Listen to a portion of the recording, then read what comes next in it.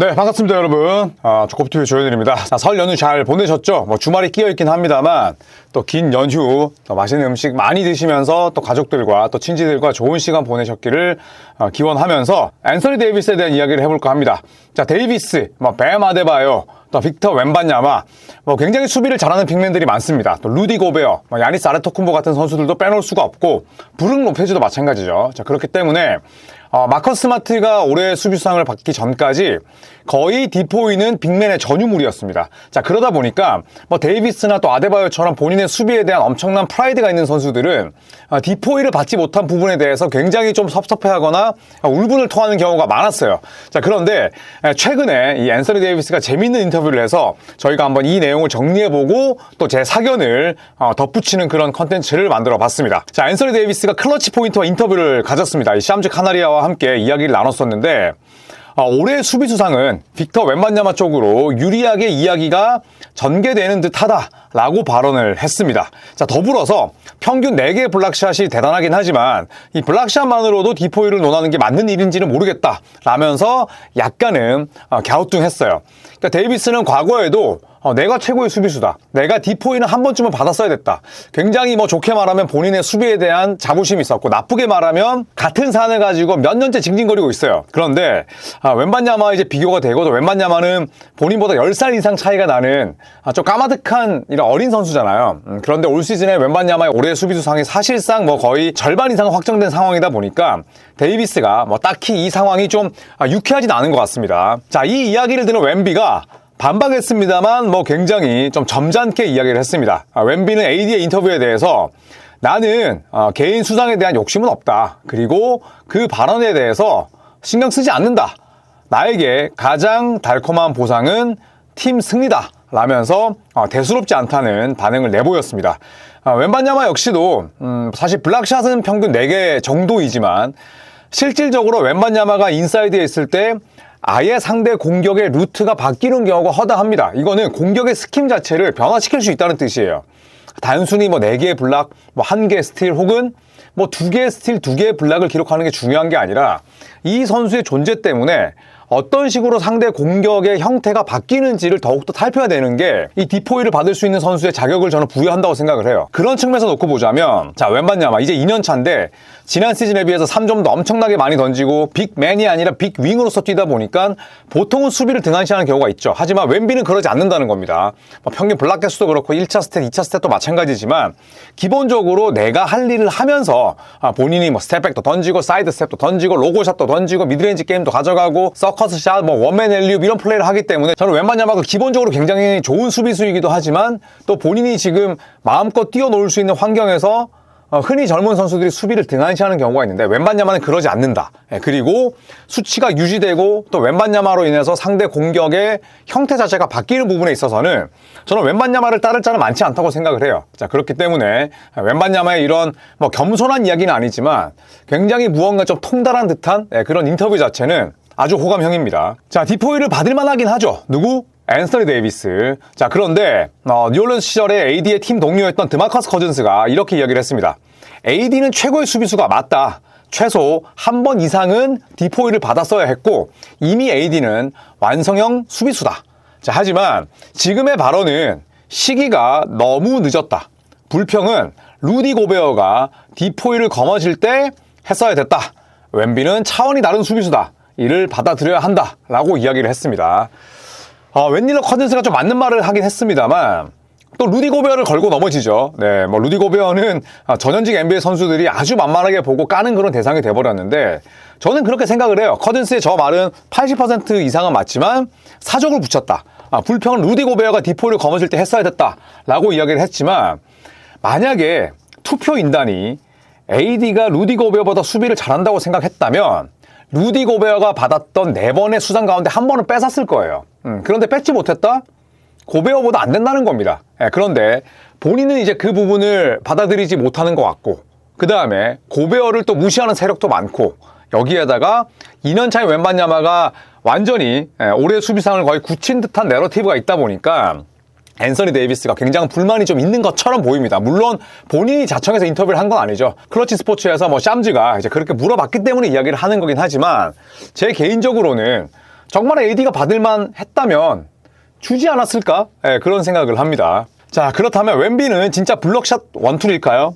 일단 이 질문에 대한 저의 대답은 아닙니다. 웬만하면은 블락샷이 매 쿼터당 한 개씩 나온다 뿐이지 실질적으로 상대의 슈팅에 대한 의지를 좌절시키거나 꺾거나 아니면 다른 방향으로 선회하거나 아니면 1옵션에서 2옵션, 2옵션에서 3옵션 또 혹은 그 아래 옵션이 슛을 던지게끔 강요하게 만드는 게 저는 웬만냐마의 진짜 강점이라고 생각을 해요.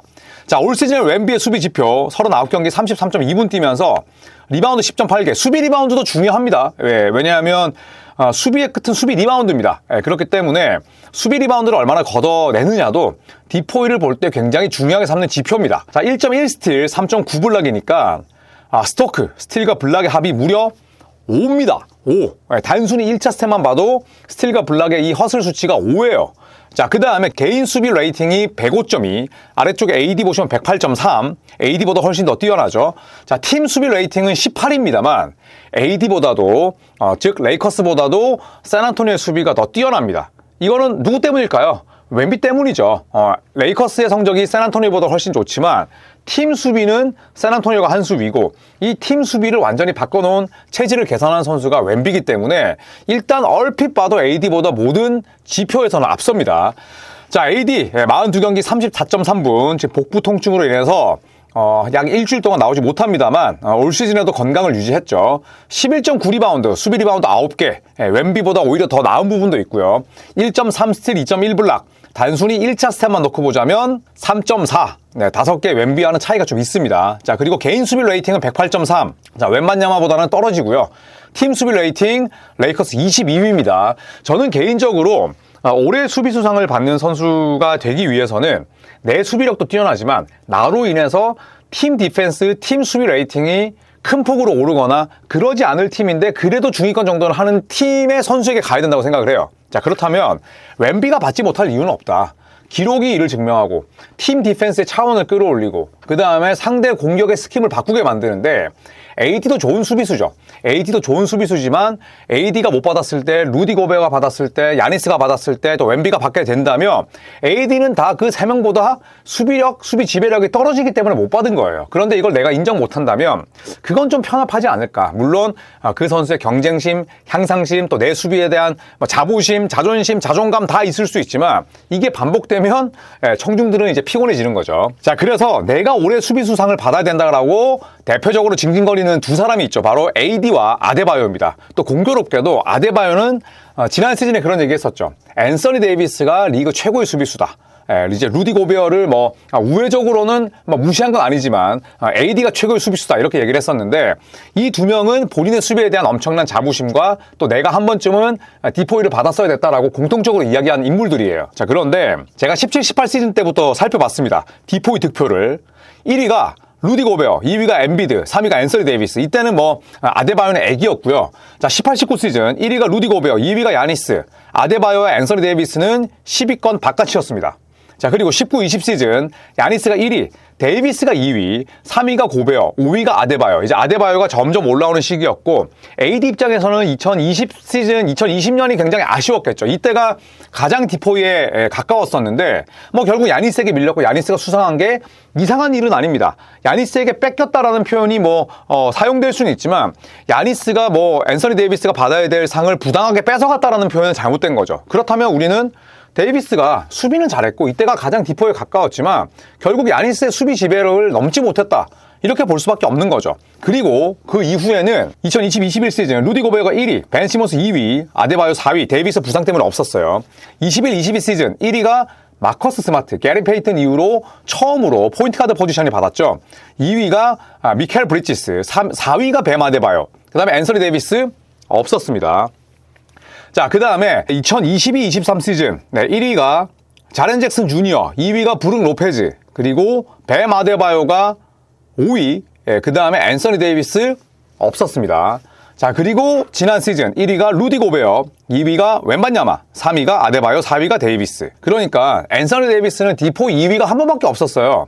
뱀 아데바요도 꾸준히 탑5에 들었지만 아데바요 같은 경우에는 1위표를 10장 이상 받았던 적은 한 번밖에 없습니다. 그런데 결국에는 본인들의 수비에 대한 자부심을 또 자존심을 이렇게 좀 뛰어넘는 발언들이 한 번 정도는 괜찮은데 여러 번 반복되면 뭐 딱히 사람들의 공감을 좀 이끌어내기는 어렵지 않을까? 그렇게 생각을 합니다. 자, 시즌 개막전, 올 시즌 개막전에 아데바요가 디포에 대해서 어떤 생각을 이야기를 했냐면 저는 기록에 관심 없어요. 어드밴스 스탯에 관심 없어요. 어드밴스 스탯이라고 명확하게 얘기를 했습니다. 저는 그런 기록에 관심이 없고 리그에서 얼마나 많은 선수들이 1번부터 5번까지 포인트 가드부터 센터까지 막을 수 있을까요?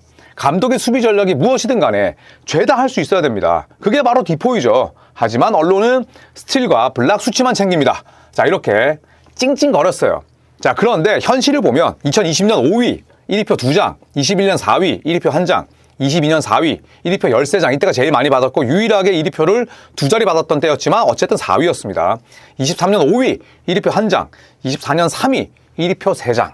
자, 물론 투표 인단을 뭐 아예 무시할 수 있죠. 메시지보다 메신저로 무시할 수 있고 그 사람들을 농알못이라고 얘기할 수 있지만 뭐 정말 2위를 3, 4번, 4, 5번 했던 것도 아니고 뱀 아데바요는 2위도 없었고 앤서니 데이비스는 2위가 한 번이었고 그것도 지금 몇 년 전인데 글쎄요. 뭐 앤서니 데이비스가 본인이 자청해서 얘기한 것도 아니고 그냥 샴즈가 물어봐서 이야기를 했을 따름이지만 점점 웬반야마를 위한 내러티브가 형성되고 있다?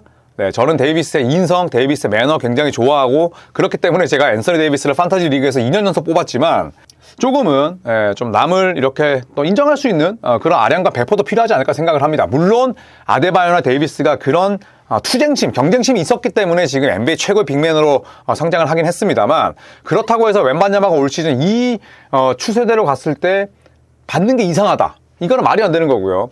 그 다음에 루디 고베어가 4번을 받았다. 여기에 대한 설왕설래가 굉장히 많고 그 다음에 또 루디 고베어는 과대평가 받았다. 투표 인단이 농알못이다. 이런 평가가 있을 수 있지만 어쨌든 고베어는 정규 시즌 때 최고의 수비수이긴 했어요.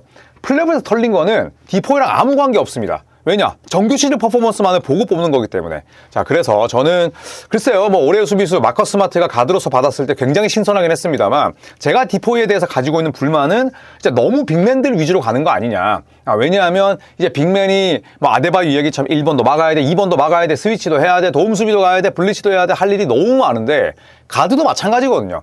스마트가 빅맨 수비할 때도 있고 그 다음에 또 해치를 갔을 때 빅맨만 힘든 게 아니라 가드도 마찬가지거든요. 그 상황을 또 버텨줘야 되기 때문에. 그래서 저는 데이비스 아데바요의 불만과는 다르게 좀 다양한 포지션이 받았으면 좋겠는 그런 마음이 있긴 합니다만 데이비스 아데바요의 저런 이야기들이 그렇게 저는 와닿지는 않습니다. 자, 물론 선수로서 충분히 할 수 있는 말인데 디포이가 어떤 부분을 중시하는지 또 왜 그동안 디포이가 또 빅맨 위주로 갔고 고베어가 4번을 받았으며 아데바요의 데이비스가 한 번도 받지 못했는지를 좀 설명드리고 싶어서 이 컨텐츠를 만들었습니다. 자, 여러분께서 어떻게 생각하시나요? 제가 만약에 데이비스나 아데바요였다고 하더라도 그런 불만이 있을 수는 있겠지만 불만을 계속 반복해서 얘기하잖아요. 주변에 불평분자 있잖아요. 피곤해집니다. 네, 데이비스 아데바요가 그렇다는 건 아니지만 둘 모두 다 인성이 굉장히 훌륭하고 매너도 좋은 선수지만 본인이 그렇게 디포이를 받고 싶으면 수비를 더 잘하면 됩니다.